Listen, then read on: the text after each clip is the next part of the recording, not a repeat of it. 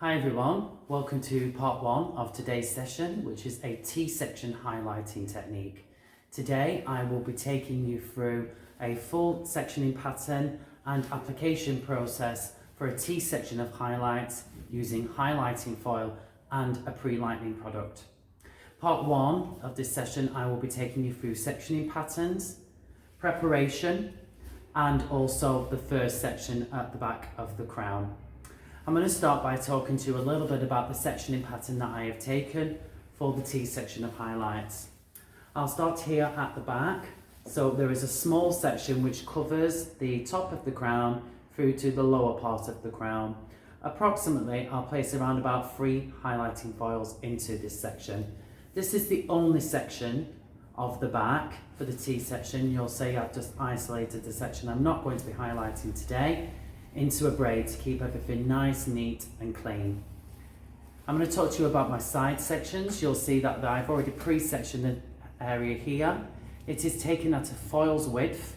I've measured that foil as though it's been folded. So when you're measuring your sections to a foil's width, take into account that you will fold either side of the foil before you actually take that appropriate approximate measurement. You'll see that this section actually takes into account the whole of the front hairline and works roughly about 1 foil's width back to just slightly in front of the ear, and this will be the front section. I've also done the same on the opposite side. I'm going to come a little bit closer to the screen now so you can see. And then our final section is a top central panel which works from the centre forehead through to the crown, and this makes the T-section sectioning pattern that we will take. Now in terms of foil application, I roughly work between around about 35 to 40 foils depending on the thickness of the hair, its density and also the actual colour technique that I'm looking for. If I'm looking for a classic natural highlights, I may work slightly more foils, or if I'm looking to create something a little bit more textured, I may work with slightly less foils. I'll work with approximately around about 3 to 4 foils in the back, 6 to 8 foils either side, and around about 8 to 10 foils in this top section. But again, they're just estimates. It's all dependent on the actual client that you're working with and how many foils that you will need to use in order to create the colour look that you're actually looking for, the colour effect. I'm going to talk to you just a few moments about my preparations. I'm actually going to be working with a pre-lightening product today. So I've already mixed that. This is a pre-lightener mixed with colour releaser. I just want a gentle lift. I've actually used a whisk today to actually prepare the colour, which gives me a nice, smooth, even consistency following manufacturer's instructions. I've got 2 spare tint brushes ready and clean for use. So if I need to, I can change to a fresh tint brush during application. This will help me stay nice, neat and tidy throughout the process. I've got some spare sectioning clips, just in case I need to do any subdivisions on my mannequin. And I've also got approximately around about 40 foils pre-torn. Now I've already taken my fold, so I've already torn them and I've already folded them. So I'm just going to show that to the screen. You can see the foils have already been folded in preparation for the highlighting technique. You'll see that I've actually placed the foil on the shiny side because the foil will actually be placed in on the matte side. So today I'm going to be working with the backwards lock technique. This is a fundamental highlighting technique we teach here at Michael John, and it's what I tend to refer to as like training wheels for foiling. It's one of those techniques that you may not have to use all throughout your career, but we find it's really great for those beginners and intermediate learners because it just helps you reposition the foil once you've placed the colour on, just to minimise the likelihood of any leakages or bleeding onto the hair that you don't wish to colour during the highlighting process. Okay, so we're going to start by making the first sections through here. I've got this first section here. I'm just going to take this clip away because I don't actually need it. I'm just going to be working with 1 clip. Now I'm right-handed, so I do need to actually bring my trolley over to my right-hand side. I'm just going to bring that over now. And I'm going to work a little bit closer to the camera as much as possible. And I'll be moving around throughout the demonstration to show you all the highlighting techniques that I'm actually working with today. So I'm going to be working with a fine weave, so that's approximately around about 6 to 7/10 strands, depending again on the thickness of hair. I subdivide the section to create my first section for highlighting, which is here. I'll then use my sectioning clip and I'll just give it one twist and then place it into place like so. I'm going to turn slightly just to see the camera a little bit more. I've now got my first section for highlighting. It's at a foil's width, and as you can see, it's very fine. So you really wouldn't want to weave any more than that in any one foil, because you won't be able to get close enough to the root area in order to create that seamless highlights that we want with highlights, with classic highlights especially.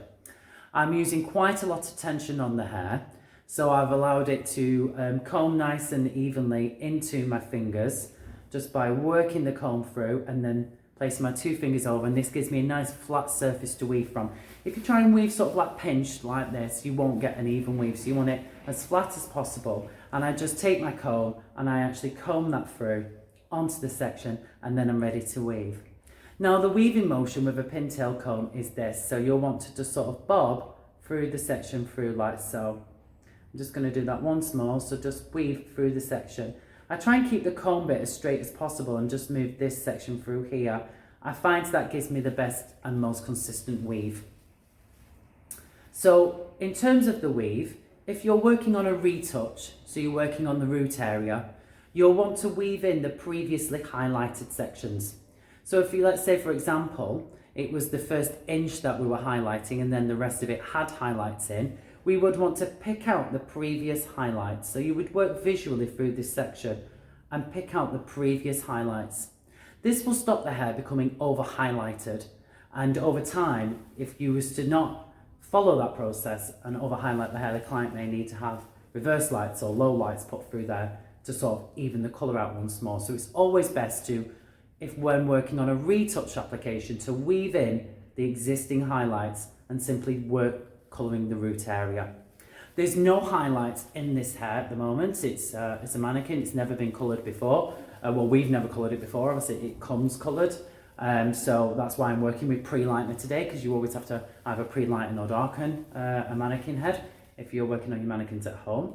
So I'm going to be taking the lightener from roots to end. Now I'm going to work by working a classic weave. I'm just really focusing on the consistency of that weave and making sure that I'm happy with the strands. I then can take my foil, which has been pre-folded, and I can place my tail comb underneath the fold, and this will help me in creating the strength that I need in this section to actually work through. I'm then going to lift the foil up, the hair up, place the foil into the section, and then press down. So I'm using quite a lot of tension at this point, and I'm actually working this section down. And I'm actually gonna, as I withdraw the foil, I do pull the hair that's here slightly tighter as I'm withdrawing. This just allows me to get a little bit more tension in this area to make sure that I can actually highlight as cleanly as possible. I now hold the hair in place as shown, and now with my spare hand, so I'm going to move my tail comb in between my finger and thumb. I'm going to take my freshly nice new tint brush. I'm going to dip it gently into the lightening product, about that much, and I'm going to work approximately about 1 inch away from the root area. So you can see here, I'm going to work 1 inch away. It's because working slightly away from the root in the first instance will ensure that you don't apply too much colour at this root area. The first centimetre to 1 inch of the hair is very new, and the keratin within this section is still quite soft. So it's very receptive to lightener or colouring products. So you won't need as much in this area as, say, down here where the keratin in the hair is more hard. I'm actually going to work this lightener.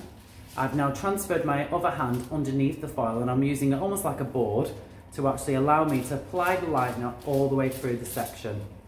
And I'm not being too overly generous with the lightener, but I do want to make sure that I have enough on there to allow for a lift. And you need to make sure it's nice and even as we're working through. I'm just going to loop that hair back on. So I've looped it over and did a slight stroking motion to perform that technique. This allows for any hair that trails over the foil to sit back up, and now we can see that section has actually been fully covered. Now we've still got the root area to do, as you can see on this section, so I'm just going to wipe the brush, not putting any more tint on there, or any more lightener in this case, and I'm now going to start balayaging through the root area. So I was working horizontally, and now I'll work vertically with the brush, and it will just basically tip through the sections on this side. So I'm just tipping through, and I'm just gently placing the colour at the root area. This will allow me to create a really soft, seamless highlight that will naturally appear from the roots. It will also ensure that I don't over-apply the product at the root area, therefore increasing the likelihood of any leakages or bleeding. So I'm just going to work that colour through